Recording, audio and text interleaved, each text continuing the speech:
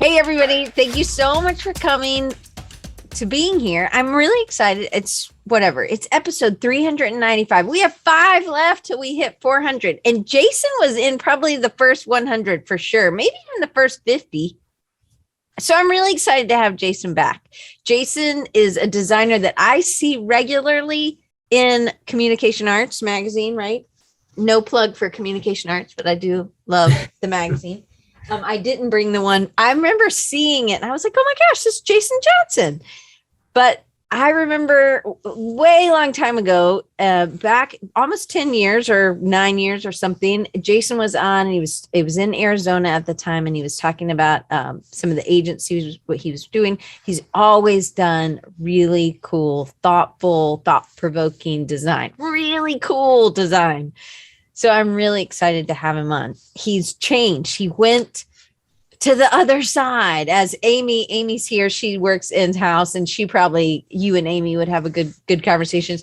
Not that because it wasn't what you expected by going in-house. I think Amy was very similar. She has had an incredible amount of fun doing the work she's doing. So Amy's like, yay, in-house.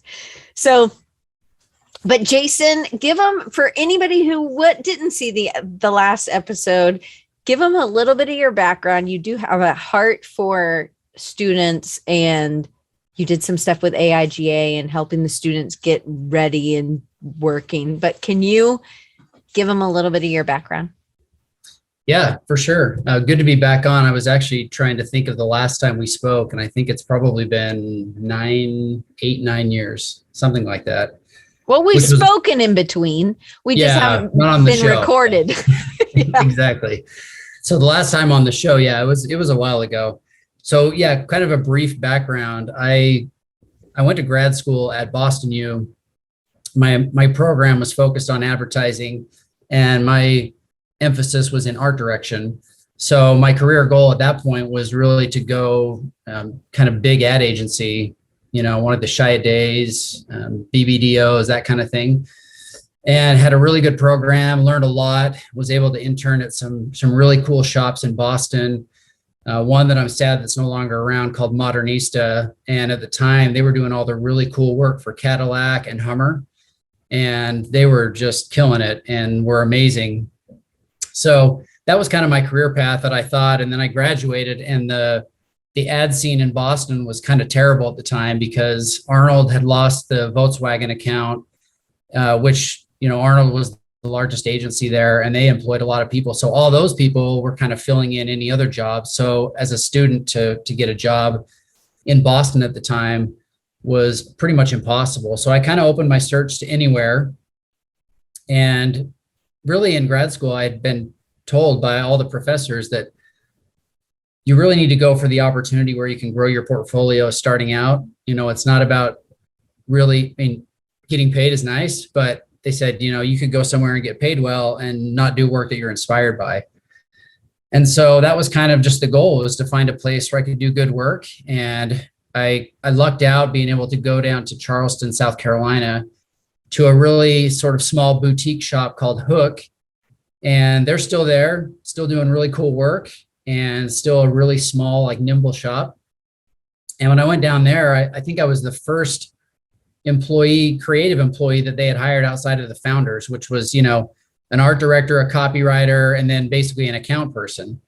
And so I kind of came into this family of people and immediately just had to wear a lot of different hats and got to learn from some really kind of senior level people, and had to jump into everything. So that included a lot of design and branding, which I hadn't really done previously. Grad school, we didn't focus on really almost any of that. It was more conceptual, like campaigns, guerrilla marketing, out of home, broadcast, all that kind of stuff. So I got to kind of learn just on the fly, on the job, and had a really good time there. Charleston is just full of really talented, creative people. And I see them, their work all the time in all the publications, Com Arts, print, wherever you find it. And so I stayed there for a number of years and continued to kind of just learn from them and grow. And then ended up going to the Phoenix area because we had family out there. So we made the jump to the desert from the beautiful coastline. And that was a kind of a harsh change, at least geographically for a little bit. But the creative scene in Phoenix was really good. And I got to go to another sort of small agency, and very similar to Hook in that they would take on all types of different projects. So we could be doing branding, we could be doing collateral, web design. We did kind of a little bit of everything. And that agency was called Tunnel Bravo, and they were really great because, again, the founders were both exceptionally talented, but they had a real hands-on approach to everything. And so a lot of the projects that we would do, partly just because of budget and lack of means to do it otherwise, we would just do it ourselves. So kind of by just chance, we sort of started to getting into a lot of restaurant branding, and then we ended up, oh, hey, we're going to go paint murals on the sides of walls in Phoenix and do that kind of thing. And so we sort of just learned, again, like on the fly, how to do that stuff. That became a little bit of like our niche that we had.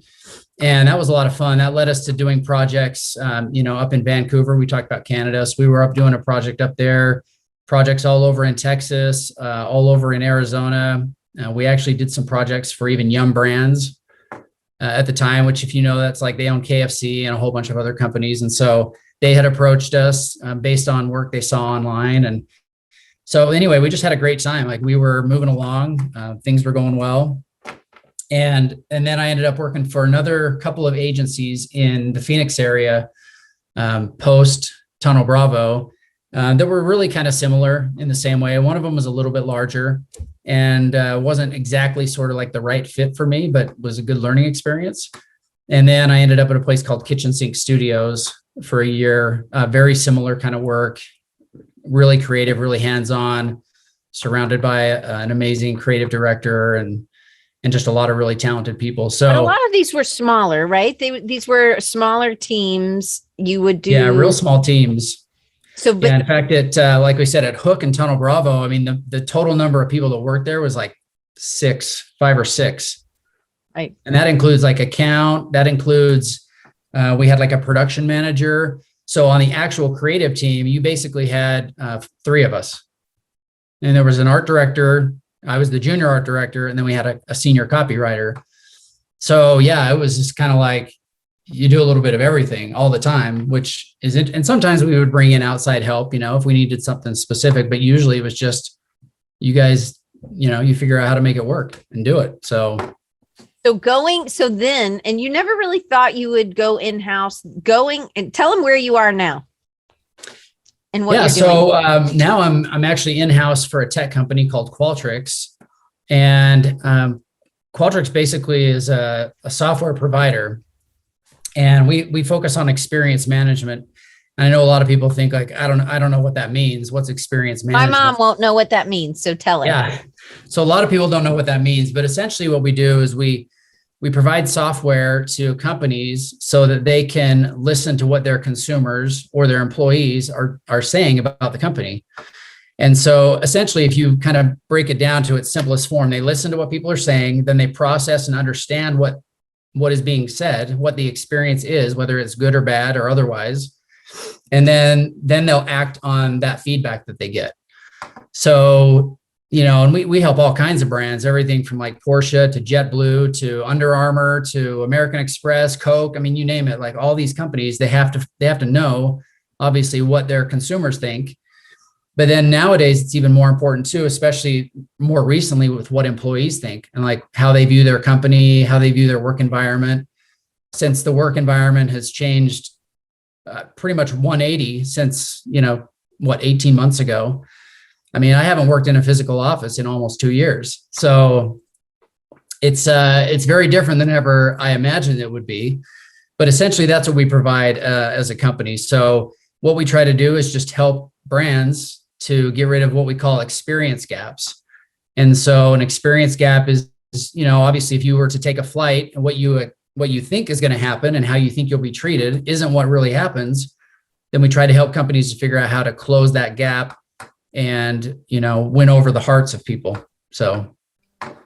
Okay, Does that make so sense? Do you, your yes, mom will that, get, she'll understand that I think, explanation? and Okay. Pridge is like, I didn't know either. So she's hopefully Pridge can tune in or let us know. But I think that makes sense. So, but then what do you do? Because, okay, so one, you didn't think you would be going in-house. That was really never, but there was something different about this particular thing. But I also want to kind of, and this wasn't on the sheet, and we have a very tight time frame because his power is going to go out at 1:30 mountain time. So this will be the fastest, most on design recharge I've ever done. Okay, so and Jason's like, we're gonna have to end at an hour, Diane. He texted me earlier. I was like, I got it. Okay, so how did you know that other places, Tunnel Bravo, Hook, Kitchen Sink, how did you know that those were places that were good fits? And how did you know that Qualtrics was also? Because it's very different.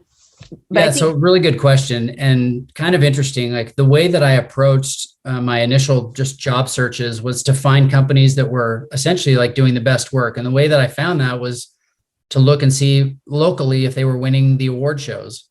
And I know a lot of people have different opinions on award shows, but I think that if you're winning shows to some degree, you have a high level of quality and that's what you hold yourself to. And it was interesting because when I was looking for jobs in Arizona, I didn't know the agencies there. I didn't know the creative scene at all. So I went and looked at who had won the Addy Awards, the year previously, just because I thought, okay, well, whoever's winning the awards there, I want to be associated with them, even if I just know them personally, because I want to be around people that are kind of pushing the envelope. And Tunnel Bravo had sort of cleaned house that year. They won, I don't know, an insane amount of awards, like 25 awards or something. And I thought, oh, well, and I first thought like, that's probably a big agency because that's a lot of awards. And then I showed up, I actually contacted them and I said, hey, I'm going to be in Arizona. I just want to drop by and introduce myself. I wasn't looking for a job at the time. Just wanted to talk to them and just get to know them. And so I went and met with them. And, a lot of those things are just more of like a personal relationship. Do you hit it off with them? Do they have, common, kind of interests and that type of thing? But ultimately, it just came down to the quality of work and trying to be around people who I thought were doing really good work that I could learn from. And at the end of the day, I think that was really kind of it. And then it was sort of like just backed up by that personal relationship. The work is there and we get along well. So I think we could do some cool stuff, I love that you came into it was like, I could learn from them. I have stuff to give, but I could also, they could rub some stuff off of me and I can rub some stuff off of them. Right. And I think that in any job, if you go in thinking I'm going to teach them or it's all going to be me taking what I can learn. Right. That I think that there is, especially later in our career, but also early in our career, if there's always something that a junior can add, and there's always something that a junior can learn from. There's something that a senior can learn from a junior. Do you know what I mean? There's always that in there.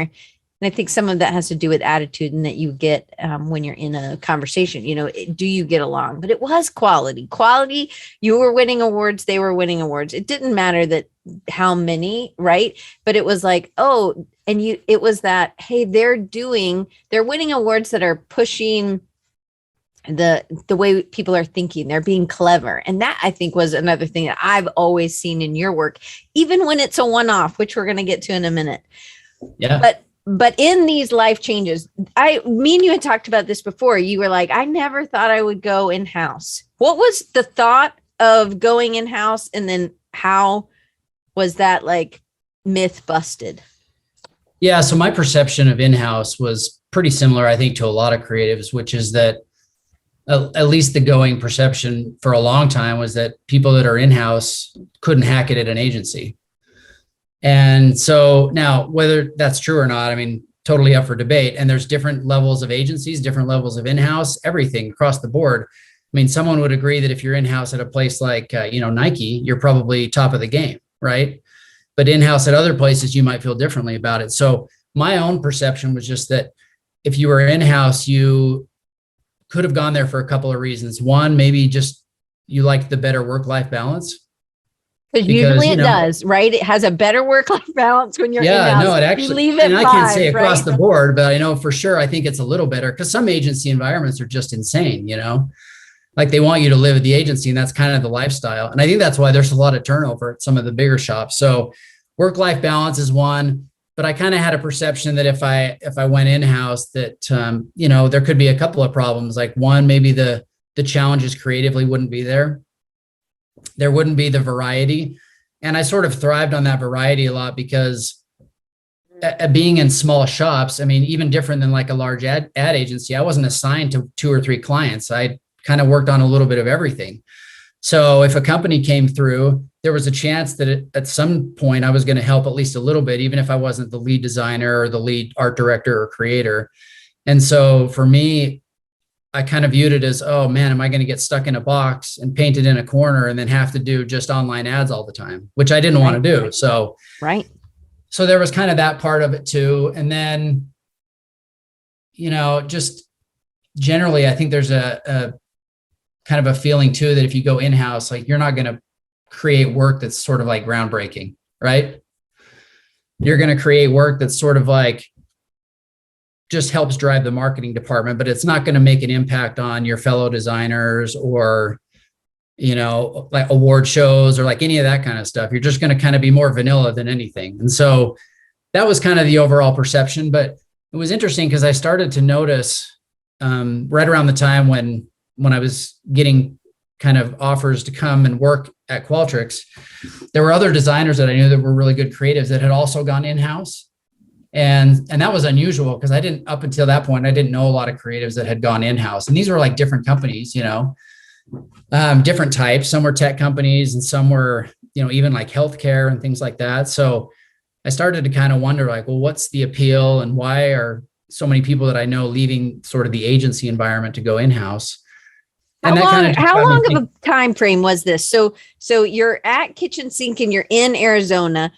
When did you start looking? And then when did you start looking or was this really one of the only in-house places you were looking at? Well, yeah. So the backstory is a little bit different. So to kind of give you a little bit of the lay of the land. So when I was at Tunnel Bravo, we had done work for Qualtrics for quite a few years, like even before I was at Tunnel Bravo.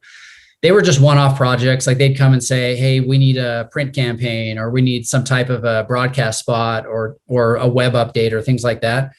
So the relationship was there.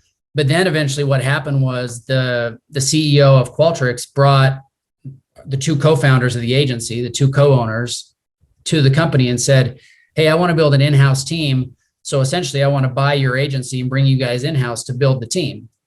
So at the time, there were only 3 of us working at Tunnel Bravo. So those 2, came to me and just let me know, like, this is what we're doing. We're going to go and build this in-house agency.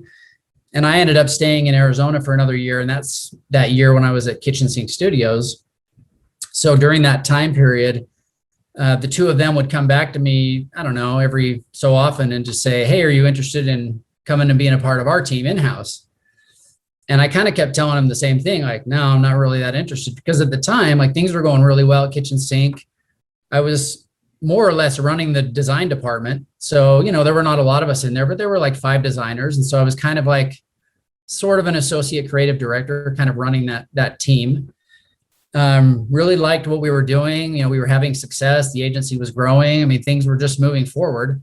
At the time, they were talking about even opening up other branches of the agency and saying like, hey, you could go head up, one of these branches. And I was like, well, yeah, that's cool. I mean, that'd be great, So the decision to actually consider going in-house was kind of a long consideration process. Like it took a while. And I even knew the guys trying to, I'd worked with them for years.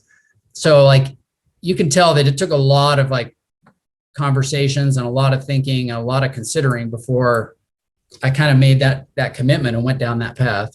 Because it's a mindset to some extent. So in your head, you're thinking, oh, I'm going to be giving up creativity, or it's going to be vanilla, or it's just going to be the same thing. And you really didn't have an idea of what it maybe was going to be like, even if they were talking to you, because there's still this, even if it's untrue, it's just this other idea of what you had heard from other people, or what you had other people's experiences, maybe not at Qualtrics, but at other places. So, so when they finally got you up there, you are interviewing, and then what was like, oh my goodness, I've been wrong this whole time. Like I should have gone, or what was it that like turned it for you? Yeah, I think it was a couple of things. I knew the quality of work would be really high because I had worked with both Stuart and John for a long time. So I knew if they were fully invested and were on board, that whatever team they were building and whatever they were doing was going to follow the same path that they had followed at their agency. So that was really reassuring for me.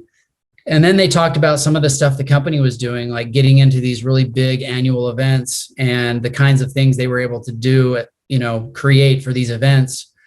And then even being able to do stories about certain clients like, Under Armour or Adidas or, JetBlue or whoever. They were able to do these stories and kind of have a closer relationship with these brands too. And so, but ultimately what it came down to was I just told them, like, you're going to have to make me an offer I can't say no to. So, I mean, I just figured, like, if I'm going to go down kind of this new path that I haven't been down before, I need to make sure that it's going to be the right decision, not just for me, but for my family. Cause I have 4 boys. So, my wife and 4 boys, and we were going to be moving to a different state and just kind of like starting over again, essentially. And so that was kind of the turning point. And they came back and gave me an option, and it was something that was pretty awesome. And I was like, okay, well, let's make this happen. So you and Doc need to be friends because he has 4 girls. So. Oh yeah. Perfect. Yeah, absolutely. Okay. So, but it's, you should be friends, not just because you have different, but you should be friends because it's hard to raise 4 of, I'm sure, the same, like it's a lot of kids, but it's just hard. Yeah, not many people have that many. My mom's one of 11. So that's not that many, yet. Okay. So one of the things that I've seen, I saw a guitar in communication arts, and I, of course, like look at it and I'm like, oh my gosh, this is awesome. And then I see it's you. I see it's your stuff. And I'm like, oh, I got to call Jason. So how are you able, because there is a lot of experience. So there's the conferences, but then there's also experience design that you're doing for these companies in their facilities. You're creating these environments, maybe not as much so much now. I don't know. You'll have to let us know. But what kind of custom projects have you been doing? Because again, this is the stuff I think that when Amy talks to me about stuff that she's doing, I'm like, oh my gosh, you're getting to do this. And when you are showing me this stuff, I'm like, oh my goodness, you're getting to do this. This is so cool. So, yeah. So the custom projects kind of vary. They're all over the board, but the guitar you're talking about is an award that we created. It's called the Breakthrough Artist Award. And basically we were just tasked with coming up with something that would be super rad, that people would love to keep, would never get rid of, and would not be like any other award out there. And so we ended up getting these electric guitars. And then we were fortunate because we partnered with Kevin Cantrell, who did the incredible artwork, and then Big Secret, who did all the laser etching. So that was the team. If you remember the Nike bat from several years ago, I mean, I think every designer would probably remember that thing. We kind of wanted to create a version of that, something that felt as special and unique as that. And so we actually got to work with the same team that did that. And so the Breakthrough Artist Award was really great. We've been going on that for 3 years, and it just keeps kind of like evolving. And what that does is it kind of recognizes clients that we have that use our separate products and do something kind of unique and memorable with that product for that year. So like last year, the overall winner was Disney. Some of the other winners in the past have been like Volkswagen, American Express, those, like pretty big names, these like pretty big companies. Brands. These are really big, but it takes the kind of thinker that you were. It's still, how big is the team for you that you're on? You mean like the creative team overall? Yeah. Well, we kind of have 2 creative teams. So our team is mostly more of like designers, copywriters, art directors. But our team, I think we have around 12 to 13 people on our team. And then we also have an in-house creative team, which is more of a film focused team. So they've got, motion graphic specialists, they've got editors, They also have copywriters, art directors, that kind of thing, but they focus more on the broadcast portion of what we do. And I think that team probably has around 10 or 12 people as well. So It's not that many though. So you're still able to put your hands in a lot of things. You're still able to push. I don't know. You have a deck, so I don't want to, if you want to show some stuff, you can, or we Sure. can, okay, show us, walk us through we can some of reel this. through some stuff here. Okay. Hold on. Let me pull this up. Okay, cool. Everyone can see all right? Yes. Good deal. Okay, so I just categorize these a little bit by sort of areas that we focus on as a creative team, as a design team. One of the big things that we do is we help with all the facility branding for our offices worldwide. So we have offices everywhere from like Dublin to Sydney, Chicago, Seattle, Provo, Dallas, Krakow, Chicago? Poland. What's that? Did you say Chicago? What didn't you have some? Maybe you did something else in Chicago. Yeah, we do. We actually have a Chicago office. It's a little more focused on like a sales, but yeah, Chicago's growing pretty fast. And so what they do is when we have a new office or when we're updating an office, they'll have us come in and work with a lot of the interior designers and the architects and lots of different artists and vendors. And then we kind of create these spaces. So part of the process is that we want the spaces to feel like the company, but they also need to have kind of their own personality. And so this is where I think our background, like we talked about earlier, in like restaurant branding and kind of boutique branding comes into play. And so we'll try to create, so you're looking at like Dermot's there. Dermot's is in our Dublin office, and it's a pub, but it was actually named for the former head of that office who, unfortunately, he passed away from cancer, I think about 3 or 4 years ago. And as a tribute to him, the team wanted to name a location in the building after him, in his memory. And so we did all the branding and everything, and we have a really beautiful portrait of him hanging in there. That's just a reminder that his family actually came to the opening, and they hung the portrait up as sort of like a, kind of a memorial, like a tribute to him, which is really cool. And some of these others you see in here are just from different areas. Like on the left, that's from Dallas. It's a place called Republic. The bottom middle is from Seattle. And that's a little place called North & Co. And then the bottom right is one from Chicago. It's called the Windy Bear Coffee Company. So I'll just kind of. Were these all kind of internal brands that you did for the Qualtrics locations? So that's really cool. So it's not just Qualtrics in Dublin, Qualtrics in Seattle, like you're pulling something. Anyway, I just think that that's a different way of looking at it as well. So I just love this stuff. Yeah, so you're right. To answer your question, yeah, they're not. So when we brand these, because they're an internal experience that people have, we don't really, sometimes we'll tie the logo. You can see under Dermot's, it says Qualtrics Dublin, right? So we do have like some t-shirts or things like that. And actually one of the traditions in Dublin is clients will come in and they pull a pint, which is they pull a pint of beer, right? And they have these custom glasses. And then what the team locally does is they'll send the glass to the home of the new client with like a shirt and a couple of like a handwritten note and a couple of things like that, just as sort of like a little memento of like this kind of new relationship starting. So, but yeah, none of these other than that really have any tie into the brand, even color wise, like sometimes we branch out because gold is not one of our brand colors, right? We don't gold leaf a lot of things, but it was appropriate for the pub. So it ended up being a really good fit for Dublin.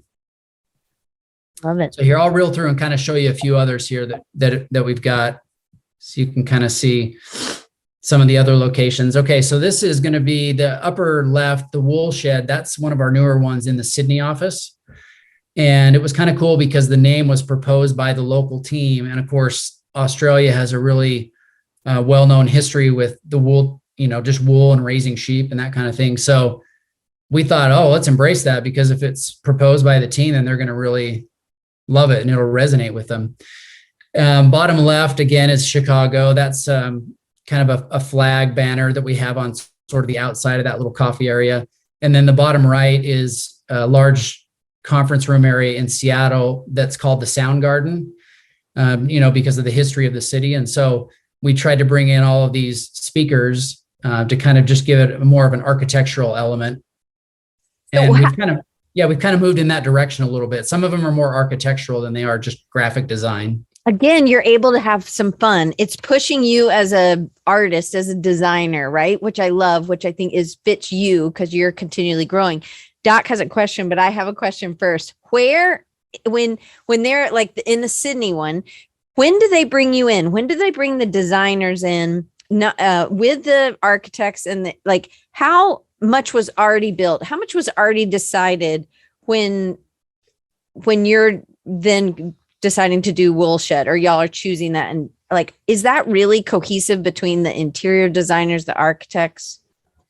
Yeah, it's for sure a team effort. So we try to come in really early on these projects just to get a lay of the space, an understanding of even what the local team wants, because, we'll talk to the leaders of the local team and they'll, again, like send out surveys to their team members and say, what kind of things do you want in the office? Do you want more social spaces? Do you need more conference rooms? Do you need just a little bit more area where you can connect with people in just passing by and having a little bit more of this like organic conversation type moment that you can, appreciate in an office setting. And we also have open office spaces. So like no one has individual offices. It's not closed off. It's all very open, which is also the reason we try to create these sort of little getaways where people can go to congregate. So they don't necessarily have to talk at a desk because it might be, something hard for the people sitting around them to focus or whatnot if they have everyone gathering there. So yeah, it's pretty early in the phase. And then of course we work with architects, typically like a local architecture team and interior designer. And we just kind of work like a normal creative team would, they give some input, we give some input, we find out what they want, we kind of suggest what we think will work. And then, it ends up sometimes being just such a cool process. And we owe a lot of like what the woolshed there looks like to the local team because they were just amazing. We weren't able to travel to Sydney. And so when you're designing something from that far away and trying to really be like particular about every little placement of, design and art and everything, that's a huge challenge when you're doing that from, halfway across the world. And so we rely a lot on those local professionals to make sure that happens, which has worked out really well for us. Okay. So wait, I get 3 questions now from the audience. So Doc says, how do you balance the individual location designs from the parent brand of Qualtrics? Are there standards to open for grabs or to have buy-in from the employees like with woolshed, or are there some things that are really limiting that you have to incorporate? Yeah, it kind of depends. And again, it's sort of a case by case thing with us. Mm-hmm. So sometimes the local teams will come to us with a name, which happened with the woolshed. But for instance, like when we worked on the one in Dallas, which is called Republic, what we did as a creative team is we came up with several identity ideas and we presented those to the office manager. And then, she reviewed those and then shared those with other people in the office. And then we got buy-off from them on what they wanted to move forward with. It's pretty open. It's pretty open for you to kind of take it, and Qualtrics is there, but like how much has to be the Qualtrics brand, like colors or? Yeah, exactly. That's a good question. And we always kind of have to figure that out based on what offices where. So you kind of have to think of it almost as like first impressions, right? Your first impressions when you come in, it clearly has to be the Qualtrics brand, because at the end of the day, like these offices are meant to help as we're trying to kind of find clients and work with them. And so they need to understand when they come to an office that it's the Qualtrics brand first and foremost. So for instance, in Sydney, when you walk in, like the lobby area and everything there is going to be more of our traditional branding, right? Like our colors, our logo, those kinds of things when you come in. But as you get a little further into the office, we have a little more leeway to branch out and to say, okay, we're going to do a really cool neon sign here, or we're going to do a really cool mural and we're going to hire an artist to come and do this. And so it kind of just mixes together as sort of like a really cool collage of things. But but there are consistencies. So like the consistent things you'll find in our offices, and you notice in here, like see how the floor is like that exposed concrete. Mm-hmm. So we call this look. I mean, it's sort of like a term that one of our interior or our architects came up with, but it's called industrial minimalist. And what we mean by that is like it's got an industrial feel to it, but it's not so over the top that it feels like you're in like a really kind of cold and sort of like heartless place, right? Like some of these big industrial places. So some of the elements that tie us together are like exposed ceilings. Like you'll notice in there, we expose like the ceilings and that kind of thing. We have obviously like colors. So a lot of the offices are quite white, or we use concrete a lot. And we try to do the same thing by having like black doors, black moldings around the offices. You can see all three of those are the same thing. Like they've got those black frames. Yeah. And then we offset that with the white walls. So it kind of then allows us to have ability to infuse color and a lot of design into the areas that are meant for that.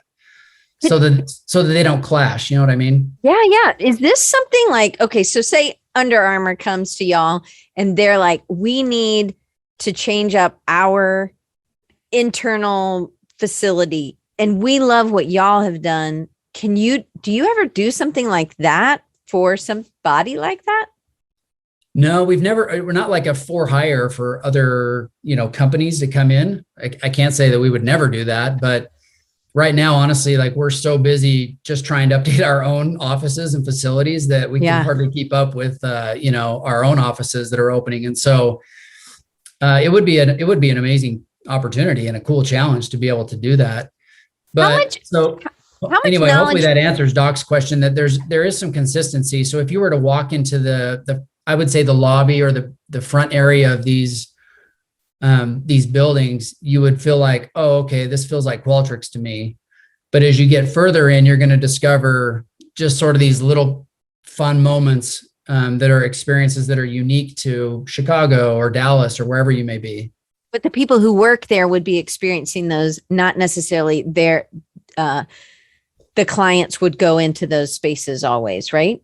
Correct. Yeah. Okay. Exactly. So Paul has a question. It's in-house, but really still an agency, isn't it? In-house agency. And so explain that, because I think what Qualtrics does is overall is different, but what you're able to do in this, does that make sense? Can you answer that without me trying to butcher it? Yeah, no, I get it. And I understand, obviously, like it has the same qualities as an agency. Now, I think the reason that we have that is because the leadership in the company believes in design and they believe in the creative team. And I think that's the same thing that you're going to find at an agency. If your client believes in you and they have trust in you, typically you're able to do a lot better work than if someone comes in and they give you a laundry list and just want to micromanage everything you're doing. And so we've been fortunate that the leadership in the company has seen that design can be a competitive advantage. And that design is not only powerful when we're trying to get clients and as a brand, but also internally for just the overall well-being of employees. And when employees are proud of the place they work and they go in there and they're excited about it, then they're probably going to do better work and they're going to want to be at work. Yeah. So I love that. Okay. So Jeremy has a question too. He says he thinks that he works for the YMCA in Charlotte. And he says, I think we've worked with Qualtrics. So you probably have. It says, what are your tips for someone who's also an in-house designer to not get burned out by the repetitive work? Yeah, good question for sure. Because I've sort of experienced this on both ends. Like there's times when I've been in agencies and you feel like, man, I can't do another collateral set. I'm going to pull my hair out. Like I just can't do another business card. So I think that struggle is real no matter where you're at. A couple of things that I would suggest, for me personally, there's kind of two ways to do this. One is like trying to find opportunities at work to do something that you think, one, will make a difference, and two, that will creatively kind of fulfill you. And sometimes, and again, Qualtrics has been really good at this. Like if I see something that I think, oh, this would be a good opportunity, I can go to one of the upper level people and propose it. And typically they're pretty supportive of that stuff.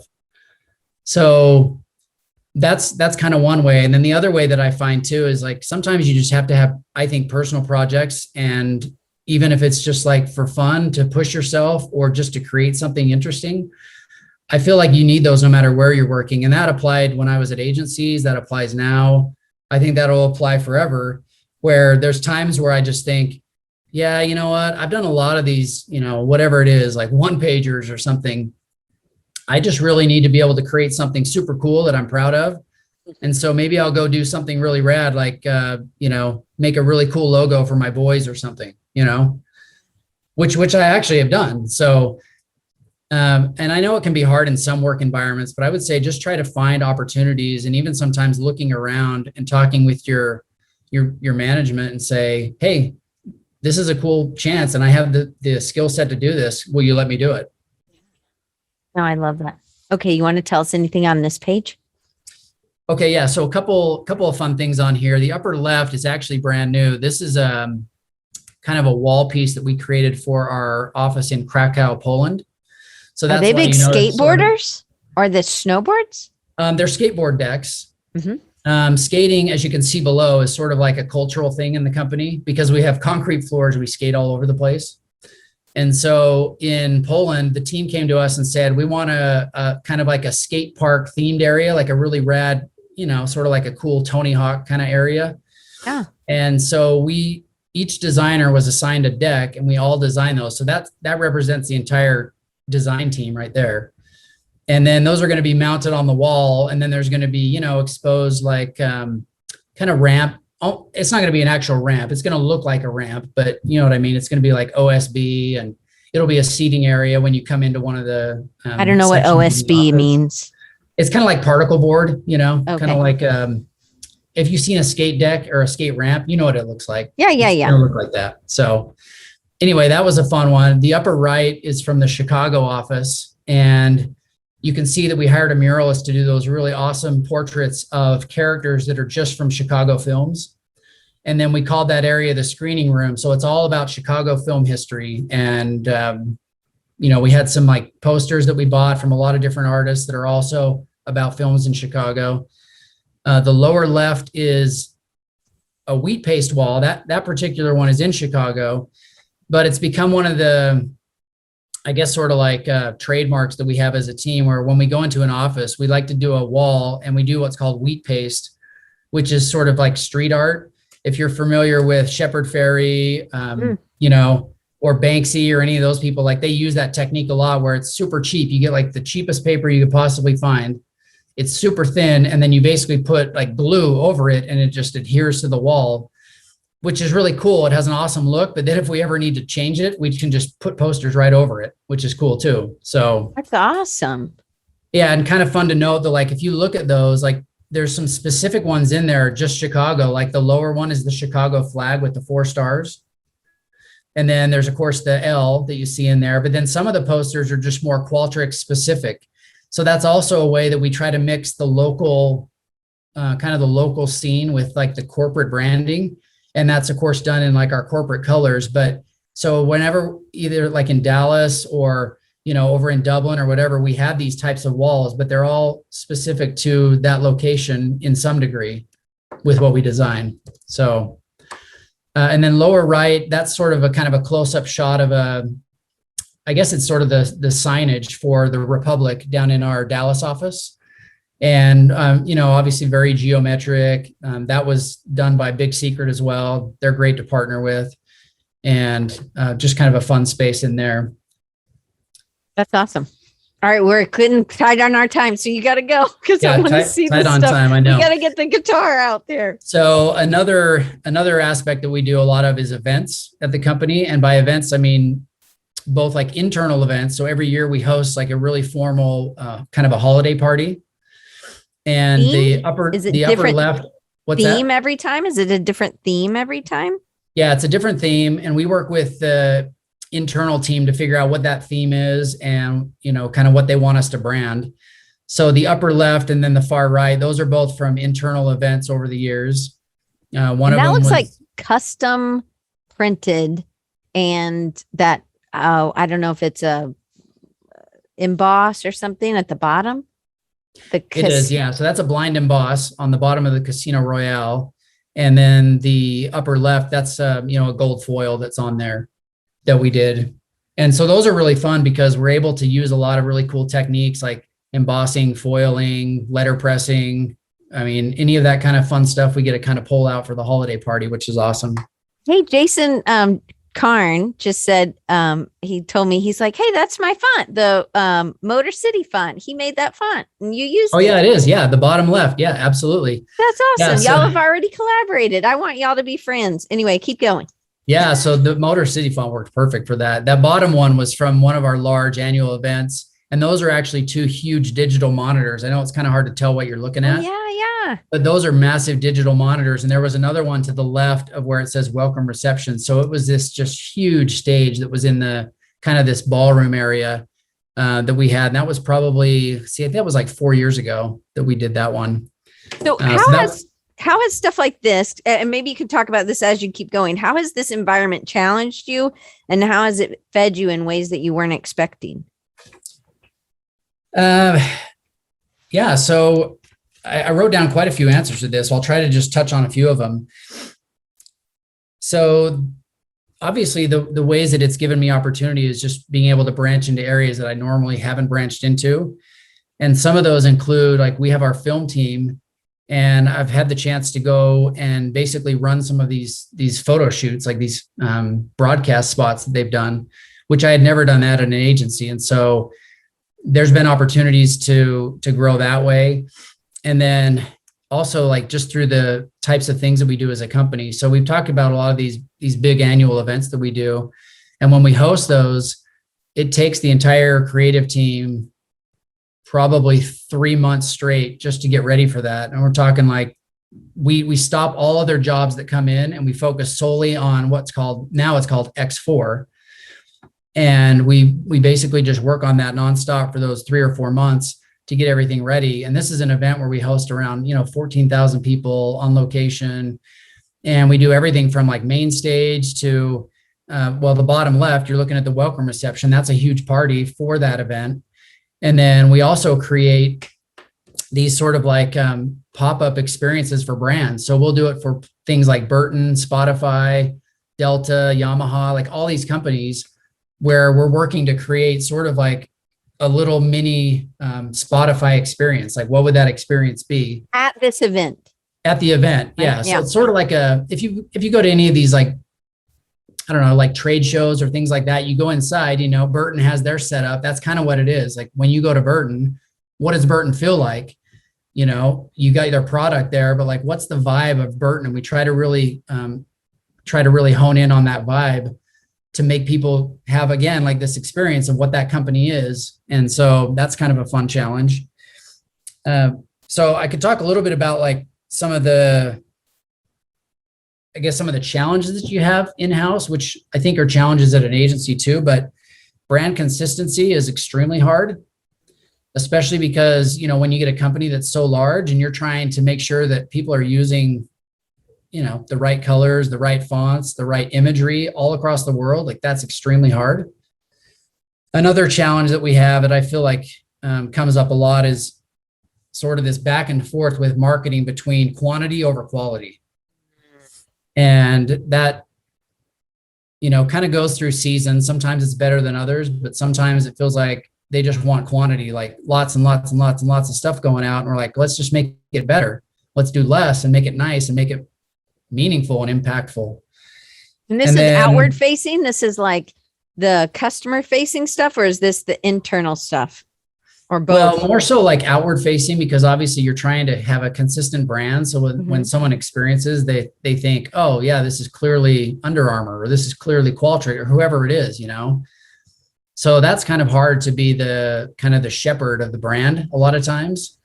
Because you'll have someone in a department, like a sales team, that'll go do their complete different thing. And then you're like, well, this isn't our brand at all, right? And then you got to kind of educate them on what's the brand? How do we make it consistent? Like, why is that important? Which kind of led me into my other point. A lot of times you might run into people internally that don't know or don't appreciate good design, right?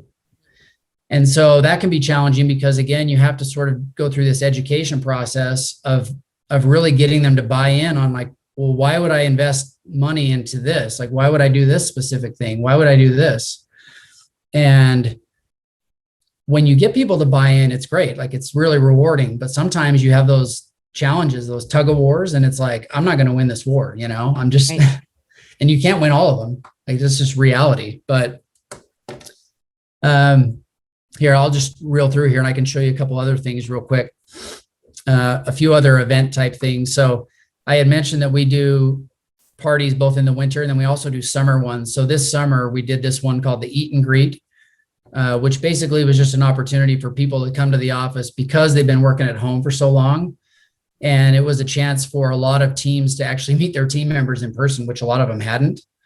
And so that was, a poster that was created for that went out to the different offices because those events were held locally. Upper right was, again, an event that we did for one of our big annual conferences. And then the lower right I shared, and that was kind of interesting. So we've done this thing called the Warehouse Party, and we do that as a part of like our X4 events. But it's a chance for us to kind of do something kind of interesting where we bring in like Tony Hawk and he has his whole team and they actually do a skate demo. And then that wall right there, I designed, and it's like a 150-foot long wall, but then we just let all the attendees take paint and just paint whatever they wanted all over it. So it was kind of fun. We like that event to be really interactive and something that will be memorable. And then we followed up that event with a concert by Imagine Dragons that year. So it's kind of, again, it is like a big warehouse party, just a fun thing we try to kind of like go down this line of corporate, but not corporate, where, you know what I mean? Like if you've been to corporate events, you kind of know, like there's certain things you sort of expect and certain things you don't. And we try to kind of push it a little bit in the area of what you don't expect, so that it doesn't kind of fall into, again, like a vanilla sort of category, right? And let's see, I think this is the one you've been waiting for. Yes. Yeah. The guitar. So here's a couple of examples of the case for the guitar, upper left, that we send them in. And we try to customize those with the actual winner. So that obviously that one was for Sony. And then the guitar itself on the right, you can see, obviously credit goes to Kevin and Big Secret, but it's just beautiful, man. I mean, they really killed it on that thing.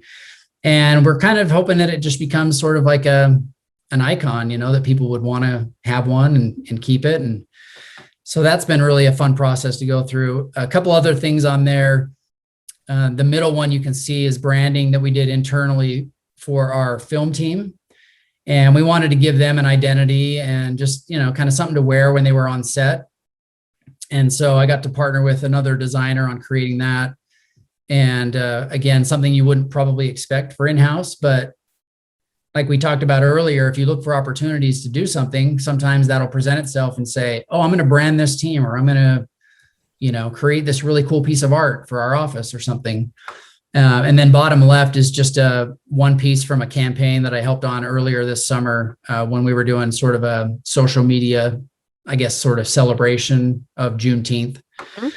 So you can see it kind of spans the gamut. I mean, there's a lot of different things that are there, which make it fun for the variety part. So was there already an award that was Breakthrough Artist and then now you created that, or was that a new thing and now it was so enjoyed, y'all have repeated it? No, it was new. So that was something that we concepted and came up with. And the initial award was given out the first year, I think was 2019. And so we're up to the third year. And then it just sort of keeps evolving every year where we keep adding new things to it. I mean, it's been the guitar the entire time, but the cases were added in 2020 because we couldn't give them out in person to people. Right. And we had to actually ship them to the winning teams. And one of them had to be shipped all the way to Australia, and we needed a way to keep it safe. So we ended up bringing the cases in as sort of like, and now it's kind of an unboxing experience where you go in and you open it up and there's the guitar, there's a custom strap depending on the award that you win. There's a letterpressed congratulations card that's in there. So it's become this moment where people get it and can kind of discover these fun little things that come along with the award, which is cool. So for sure. Okay, so one of the things I keep hearing is that you're doing all the stuff that it isn't typical. And some of it is just having people that are above you that really appreciate and can, that they want you to push and they want you to give those ideas. I think sometimes we get held back. We hold back because we think, no, they're never going to do this crazy idea. But sometimes when you work in-house, there's a little bit more money to do something like that and a little bit more time to do something like that. So it's really about what that end result will be for that customer, for the customer that's coming, the experience. And it's just about, I guess we'll always have those marketing struggles or struggles with the sales team or the marketing team that needs it yesterday. And it was 30 pages or something, right?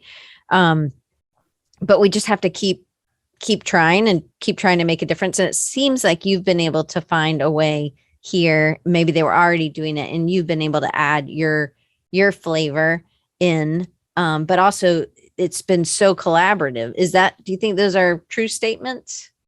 Yeah, I think so. And you're right. There's trade-offs, and I can't say that my agency experience or my in-house experience were perfect all the time. I think that, every creative kind of goes through those ups and downs, and that's just part of the nature. And that's like every professional. It's not just us. I mean, everyone deals with that. So I would say that at least when I think about this, I think back to my very first creative director, and he used to always say that there's straight or great projects. And what he meant by that was straight projects are ones that it's kind of like you said, your bread and butter. You have to get them done. They're important, but you don't have the time to create, like a Van Gogh. Like, you're just not going to do it.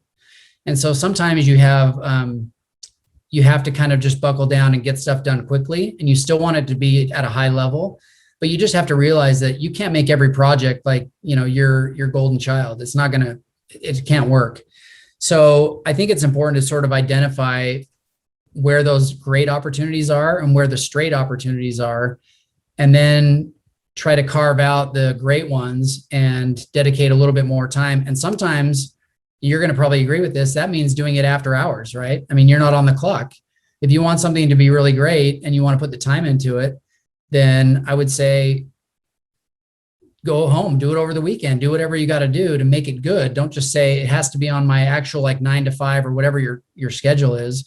Because I think if you have that mentality for everything you do, you're probably not going to reach the potential that maybe you could have.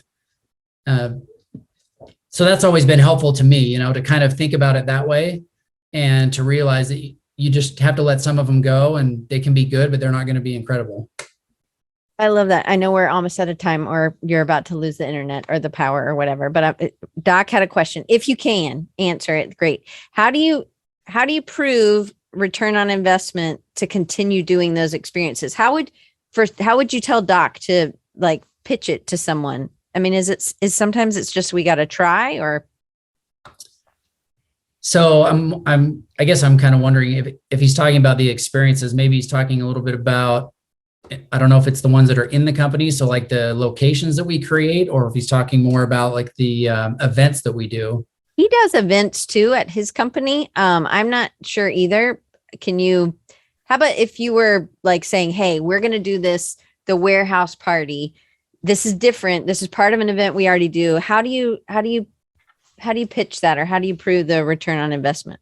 Yeah, so that's an interesting one. Well, I do know for our larger events, so like X4 and things like that we do, I know that the teams involved with those are usually really able to hone in on the return that they get after. So like how many contacts they get, there's a lot of marketing speak here, but a lot of pipeline that they get, like the leads that they have or the sales that they're able to close and things like that. So when it comes to the bigger events, I think there is a little bit more of a measurable aspect to it. And I know that usually when we do like a post event, they'll come back to the company and say, hey, this is what happened. This is what went well. This is what we can improve on, kind of all those like post event type things.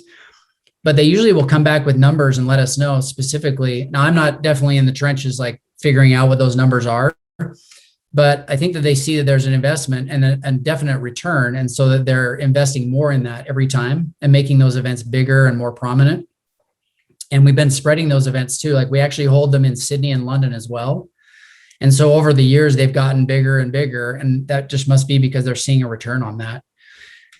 In regards to the in-house stuff that we do, as far as the offices and the amount of detail and kind of time that we put into that, again, like, I don't know if it's as measurable, but overall, you can tell when people are happy with where they're at in their environment. Yeah, turnover. How much turnover do yeah. you have? How many people are calling out sick? What do they work? Do they feel connected to the other people in the office? I mean, there are some measurable things you can measure. Yeah, absolutely. Yeah. So I think, and again, like, I'm not really a numbers person kind of figuring that out, but they are good questions, And I think if you're in a company and you're wondering if you're getting return on those, a lot of times we've been told, go back to the person you did the job for and ask them, do you have measurable results of all, like, I helped you with this huge campaign. What actually came of that campaign? Because a lot of times as a creative, you'll do something, it'll go out there and you'll never hear from that team again. And you don't know what happened. You just have no idea.